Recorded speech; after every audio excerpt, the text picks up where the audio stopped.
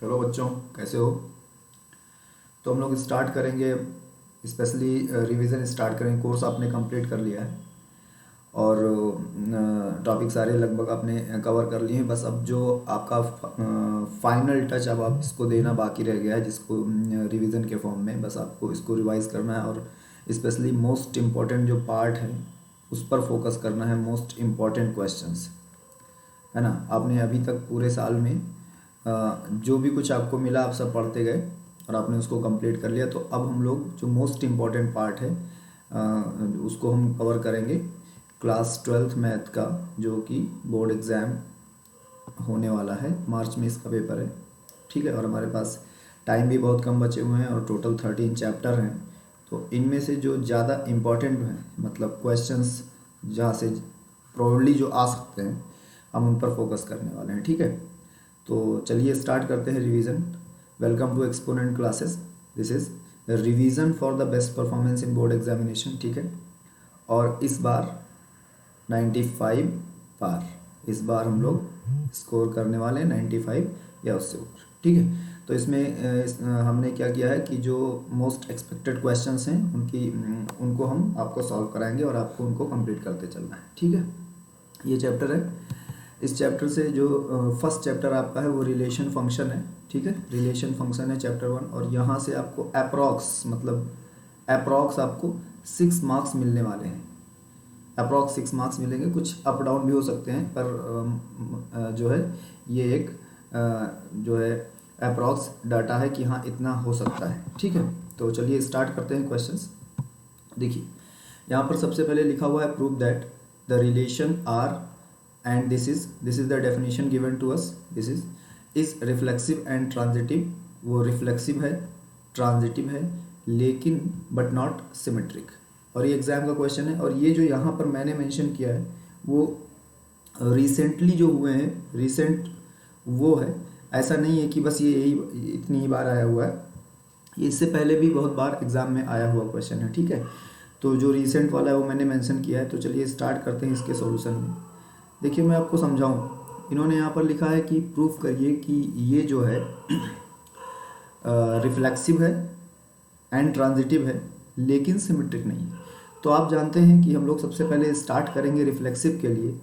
First है कि हम बात करने वाले हैं कि रिफ्लेक्सिव कैसे होगा। This is for reflexive. अब रिफ्लेक्सिव की कहानी ये है कि जब भी कभी कोई रिलेशन है, अगर उस रिलेशन में for every A belongings to given set capital A, अगर इसका डबलेट ए में आ जाए तो हम कहते हैं कि आर जो है वो रिफ्लेक्सिव है। आर इज रिफ्लेक्सिव, तो ही हम उसको रिफ्लेक्सिव कहते हैं, ठीक है। अब चलिए यहाँ समझते हैं। हियर आप देख सकते हैं कि हर एलिमेंट कम से कम ये रिलेशन अपने लिए तो फुलफिल करेगा। अब अगर कोई एलिमेंट ऐसा है जो अपने लिए ये रिलेशन फुलफिल कर रहा है, कोई भी एलिमेंट अगर वो अपने लिए ये रिलेशन फुलफिल कर रहा है, तो फिर आप समझिए इस बात को आप ध्यान दीजिए कि अगर कोई रिलेशन ये कंडीशन शो कर रहा है, ये देखिए ये, तो इसका मतलब है कि वो यहाँ आर में है। इसका मतलब है कि वो यहाँ आर में है। और अगर वो आर में हुआ और इस तरह से, तो अब सोचिए कि अगर a लेस देन और इक्वल टू b था तो a कॉमा बी आर में है। अगर a लेस देन और इक्वल टू a है, इसका मतलब ये हुआ कि a कॉमा ए आर में है। और अगर बच्चों a कॉमा ए आर में है तो अब आपको समझ आ गया होगा कि r तो उस कंडीशन को मानने लगा जो रिफ्लेक्सिव के लिए ज़रूरी है। r is reflexive. क्या ये बात समझ में आ गई? क्या ये बात आपको समझ में आ गई? सेकंड क्या है अपने पास जो सेकंड है वो है कि इसको दिखाना है कि ये ट्रांजिटिव सिमेट्रिक नहीं है। तो हम सिमेट्रिक का कंडीशन जो है उसको समझेंगे और देखेंगे कि क्या ये फुलफिल हो रहा है, क्या ये फॉलो कर रहा है इस रूल को। अगर कर रहा होगा तो फिर वो सिमेट्रिक है, और अगर नहीं कर रहा होगा तो फिर वो सिमेट्रिक नहीं है, ठीक है। तो इस बात को हम लोग समझेंगे, ठीक है। अब देखिए जैसे कि उन्होंने कहा कि ये सिमेट्रिक नहीं है, तो हम चेक कर लेते हैं। सिमेट्रिक के लिए हम लोग क्या करते हैं कि लेट करते हैं यहाँ से लेट आप सपोज कर लेते हैं कि a कॉमा बी को आप कहते हैं कि वो R में है, ऐसा आप कह लेते हैं। और फिर आप स्टार्ट करते हैं ढूंढना कि क्या b कॉमा ए भी R में है। अगर हाँ, इफ एस, अगर ऐसा हुआ तो हम लोग कहते हैं कि R जो है वो सिमेट्रिक है। अगर ऐसा हुआ तो हम कहते हैं, नहीं हुआ तो नहीं कहेंगे। अब देखिए क्या यहाँ पर ऐसा होगा, चलो इसको चेक करते हैं क्या यहाँ पर ऐसा होगा। Let's check it.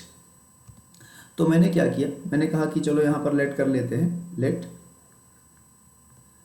a comma B belongs to R, ऐसा मैंने लेट कर लिया। अब अगर मैंने किसी को R में लेट किया है तो R की जो कंडीशन है उस कंडीशन को तो ये शो ही करेगा, जो उसका नेचर है। तो वो नेचर ये है कि a इज़ लेस देन और इक्वल टू b। ठीक है, चलो मैं इतनी बात समझ गया। Let's take one example on this. इस पर मैंने एक एग्जाम्पल ले लिया। मैं कह रहा हूँ कि 1/2 इज़ लेस देन और इक्वल टू 1। ठीक है, अब देखिए समझिए इस बात को, ये जो मैं कर रहा हूँ एग्जाम्पल से ज़्यादा क्लियर होता है। ठीक है, अब हमें क्या दिखाना है, हमें ये दिखाना है कि यहाँ पर जो एलिमेंट ये आप 1 देख रहे हैं, ये 1 यहाँ अगर लिखें और इस 1/2 को यहाँ लिखें तो सब कुछ मतलब वेल सेटिस्फाइड हो, क्लियर है। तो चलो करके देखते हैं। अब आप बताओ, क्या आप ऐसा कह सकते हो, इज़ इट पॉसिबल, क्या ये पॉसिबल है, इज़ इट पॉसिबल? आप कहोगे कि नहीं, ये पॉसिबल नहीं है, ये बिल्कुल भी पॉसिबल नहीं है। तो अगर ये पॉसिबल नहीं है तो इसका मतलब ये हुआ कि 1,1/2 ये रिलेशन में नहीं जाएगा। तो ये कंट्राडिक्शन हो गया कि यहाँ से तो हमें ये समझ में आ रहा था कि 1/2, 1 R में है, और अगर हम ये वाला भी दिखा ले जाते कि R में है तब तो सिमेट्रिक हो जाता, क्योंकि ये देखिए ऊपर इसका रूल लिखा हुआ है। लेकिन ऐसा हम नहीं दिखा पाए। तो अगर हम ऐसा एक भी रिजल्ट के लिए नहीं दिखा पाए तो हम बिल्कुल भी नहीं कह सकते हैं कि R सिमेट्रिक है। इसका मतलब R इज़ नॉट सिमेट्रिक। क्या ये बात समझ में आ गई सबको? ठीक है, ओके एवरीवन, ठीक है। अब देखिए लास्ट हमारा बचा हुआ है जिसमें हमें ये प्रूव करना था कि ये जो हमारा R है वो सिमेट्रिक नहीं है लेकिन ट्रांजिटिव तो है। तो हमें ये प्रूव करना है कि ये हमारा R जो है वो सिमेट्रिक ना होकर वो ट्रांजिटिव है। तो अब ट्रांजिटिव अगर हमको प्रूव करना है तो हम इसको देखिए कैसे स्टार्ट करेंगे, ट्रांजिटिव की कंडीशन लेकर चलेंगे और फिर इसको प्रूव करेंगे कि ये ट्रांजिटिव है या नहीं है, चेक करते हैं। ठीक है, वैसे इन्होंने शो करने के लिए कहा है तो वो देख लेते हैं कि कैसे प्रूव होगा।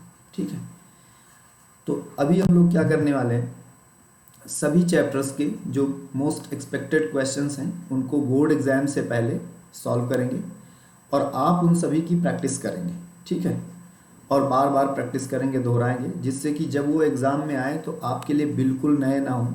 ठीक है, और यहाँ से इस चैप्टर से एक 5 मार्क्स का क्वेश्चन बड़ा बनेगा। ठीक है, वो मैं आपको करा दूंगा, बस आप उसकी अच्छी प्रैक्टिस कर लेना और बाकी सब कुछ इसी तरीके से हर चैप्टर में जो पॉसिबिलिटीज़ हैं, जो फिक्स क्वेश्चंस बनते हैं, तो I will complete all these questions, मैं उनको बिल्कुल कंप्लीट कर दूंगा और आप उनकी अच्छी प्रैक्टिस कर लेना कि वहाँ आपको टाइम ना लगे, the first thing, and the second is कि रॉन्ग भी ना हो।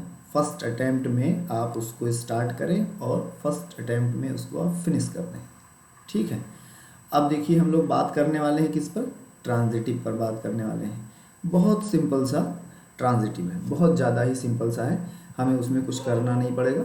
Let's check. देखिए बात करते हैं ट्रांजिटिव पर।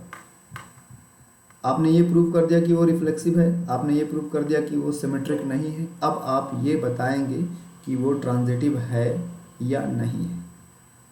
तो चलिए ट्रांजिटिव पर बात करते हैं।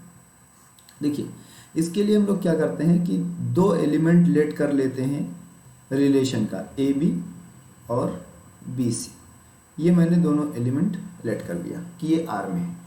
अब हम इतना लेट करके फिर हम खोजते क्या हैं, हम ये ढूंढते हैं कि ए कॉमा सी जो है वो भी अगर आर में आया, अगर ऐसा हुआ, अगर ऐसा हुआ तो हम कहने लगते हैं कि ये वाला जो हमारा आर है ना वो ट्रांजिटिव है। तो हम कहने लगते हैं कि हमारा ये जो रिलेशन है वो ट्रांजिटिव। ठीक है, तो चलिए स्टार्ट करते हैं। आप सपोज कर लीजिए let A comma B and B comma C belongs to R. आपने लेट कर लिया कि वो आर में है। अगर वो आर में है तो दोनों कंडीशन को फुलफिल करेंगे, means A should be less than और equal to B and B should be less than और इक्वल टू सी। कितना कॉमन सा कॉन्सेप्ट है। आप सोचिए, इसको मैथ लगाइए, ए बी से छोटा है या इक्वल है। ठीक है, इसका मतलब बी कुछ बड़ी वैल्यू हुई ए से, और फिर यहाँ सोचिए कि बी जो है वो सी से छोटा है, सी से छोटा है या इक्वल है। इसका मतलब सी कुछ बड़ी वैल्यू हुई बी से। अगर सी बी से बड़ी वैल्यू है और ए बी से छोटा है, तो इसका मतलब बहुत सिंपल सा है। I don't want to take example, मैं बिल्कुल इसके लिए एग्जाम्पल नहीं लेना चाहता हूँ, टाइम नहीं खराब करना चाहता हूँ। यहाँ से हम ये कह सकते हैं कि ऐसा है, और अगर बच्चों ऐसा है तो इसका मतलब क्या हुआ कि ए कॉमा सी जो है वो आर में आ गया, और इसी का मतलब हुआ कि R is what, R is transitive. इसका मतलब हुआ कि आर क्या है बच्चों, आर है ट्रांजिटिव।